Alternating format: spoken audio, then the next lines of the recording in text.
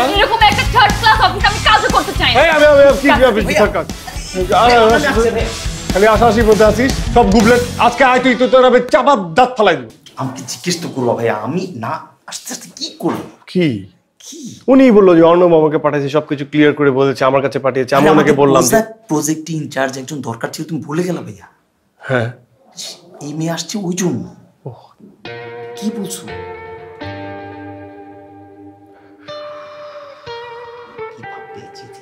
মান সম্মান সব গেল রে। কি করা যায় বলো? আচ্ছা কোনোভাবে কি ওকেই ম্যানেজ করা যায় না? ওকেই আমাকে সবচেয়ে বেশি ভালো লাগলো ওই কাজে। কি একটু লোভ দেখা না? হ্যাঁ এটা হয়।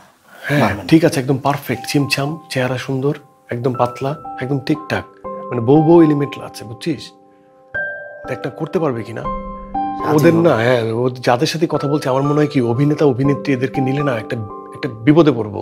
এটা না একটা জায়গায় যে দাদিকে সব বলে দিবে, আর এই একটু ঘরোয়া পরিবেশে সবকিছু ম্যানেজ করবে। তাকে বল সে যদি 1 মাসের জন্য বউ সেজে অভিনয়টা করতে রাজি হয় তাহলে তাকে পুরো চাকরি কনফার্ম করে দেবো, প্রমোশন করে দেবো সাথে সাথে। এটা একটু টোপ দিয়ে দেখ, তাইলে হয়ে যায় কিন্তু।